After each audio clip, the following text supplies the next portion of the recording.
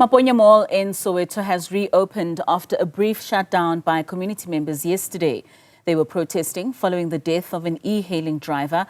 27-year-old Mthokozi Sikuzwayo was gunned down and set alight inside his vehicle. The incident is suspected to be related to the ongoing tensions between e-hailing drivers and taxi operators. 2 other people were also injured in the incident. Let's now speak to Dr. Siyabulela Fobosi, the senior researcher at the University of Fort Hare. Doc, thank you so much for your time and for joining us this afternoon. So speaking about the violence that we've seen now erupt once again between e-hailing service providers as well as taxi operators, from your research, what do you state as the underlying historical and socio-economic factors that contribute to such violent conflicts between traditional taxi operators and e-hailing sector in South Africa? Right. Good afternoon, Katleho, and good afternoon to the viewers. Thank you for having me. First of all, my deepest condolences to the family of the driver, and Ntokozi Simvelase, City Tutin, Velase. It's a great loss, and because the driver was trying to make his living, he was trying to make a living while being killed. It's a problem that we have. It's a huge problem, and this highlights the deep-seated problems and the long-standing problems in the South Africa's public transport sector. The problems that still needs to be resolved until now. As you know, there continues to be a conflict. Even within the industry itself, the minibus taxi industry, that is, especially in terms of, operating in some routes in what they call the lucrative routes. And now you see, the violence or the conflict, some form of a conflict between, with the e-hailing, rather, the e-hailing sector, which is not just a business as usual, right? It's not just a business as usual rivalry. It's a complex issue that is rooted in a lack of regulation and in economic pressure and a culture of impunity. And there's what is called an outdated regulation currently. The existing regulatory framework, has failed to keep pace rather with the technological and economic changes, which create a clash between different business models. You have the informal, the so-called informal minibus taxi industry, and the digital-driven e-hailing sector. So which is good. Because the industry itself still needs to evolve, still needs to change its model. It still needs to adapt, to the changing environment, so that it can thrive and move forward. And there's economic pressure as well, where there's competition, there's stiff competition, for passengers and routes, over what I've just called the lucrative routes. Because if for example, I would imagine that a lot of money is made around Maponya Mall, on passengers, then operators, the minibus taxi operators would say, look, we are authorized to operate on this route, and then you are taking our customers. So that's the kind of a culture that there is. There is a kind of ownership of a route from the industry side. There is some kind of economic pressure that is happening, which still needs to be solved, which still needs to be addressed, Right. so that we can have an industry that operates fairly in competition with the other sectors. You make mention, Doc, of outdated regulation. Do you think we've left it for far too long for it to escalate to these kinds of tensions? And maybe just elaborate on how violence between these sectors really affects urban mobility, road safety, as well as the livelihoods of not just the drivers, but the commuters as well. Right. Thank you so much. Indeed, this problem has been left, for too long, and it needs to be addressed. this does not just affect the commuters, right? Let me just put it that way. It does not only affect the business owners rather, but it affects the commuters, the community people, especially in terms of their rights, the rights to move, freedom of movement, the right to move from point A to point B. Even if, for example, Mthokozisi lost his life, while trying to make a living, while trying to move from point A to point B. That's a problem.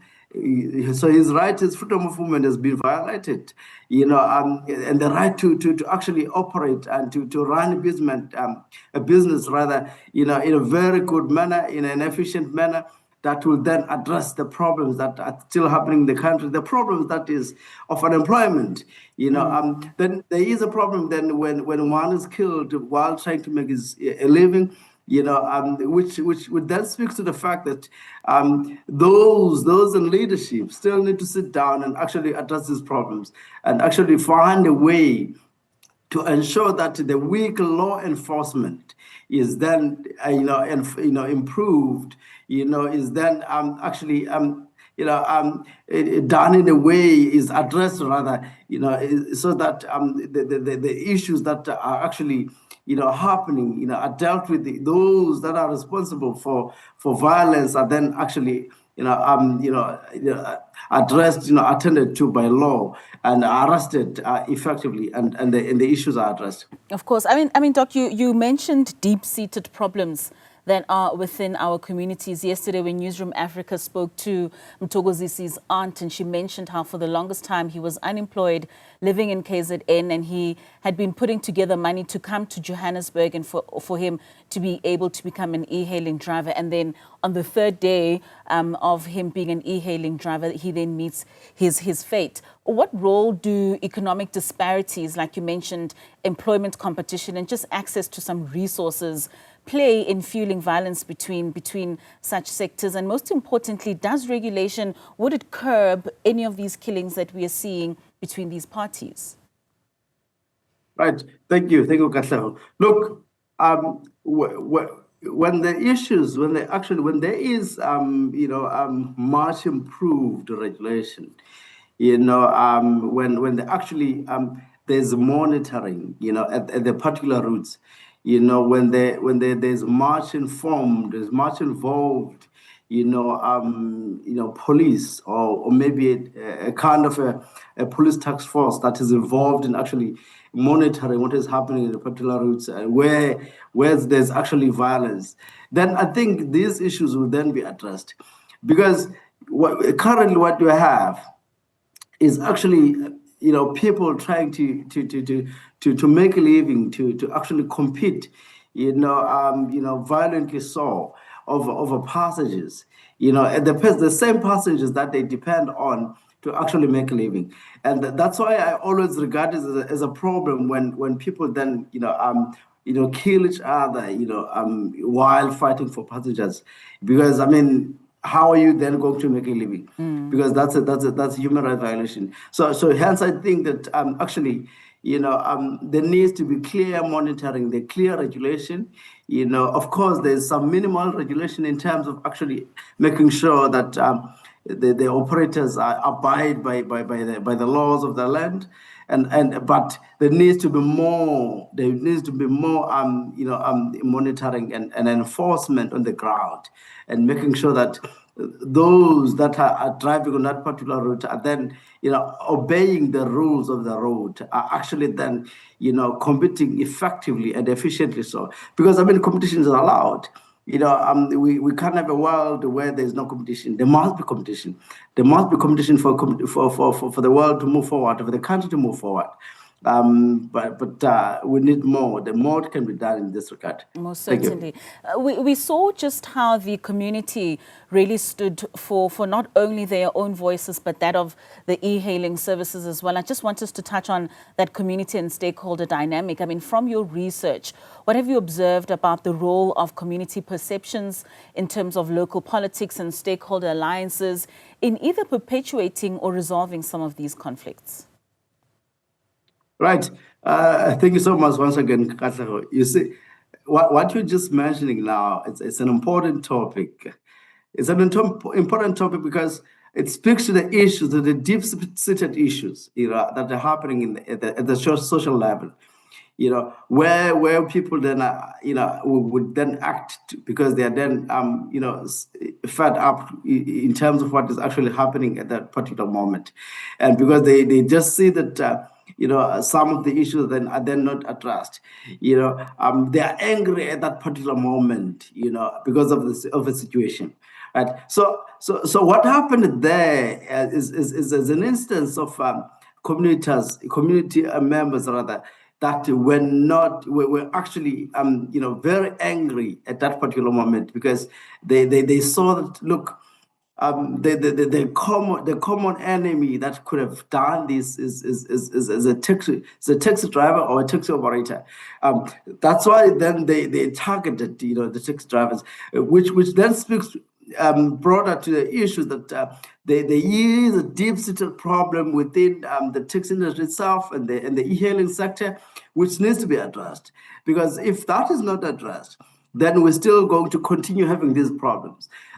Hence, then I've actually recommended, most recently when I joined the Western Cape Taxi Peace Summit, that there needs to be an established, dedicated police force or police task force, that is actually involved, in investigating the deep-seated transport problems, and actually there be a kind of dedicated route mechanism that we will actually be involved in investigating the problems that are happening in a particular route, and that route then be actually identified to say, look, these are the problems in this route, and this problem, how can then be addressed? How can we actually sit together, as taxi stakeholders, as government, and also as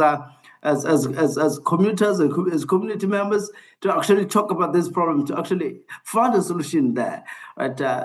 So because these problems cannot be left unattended. The heed as a collective. Unfortunately, we need to leave our conversation there, but thank you for your inputs. That was Dr. Siyabulela Fobosi, a senior researcher at the University of Fort Hare.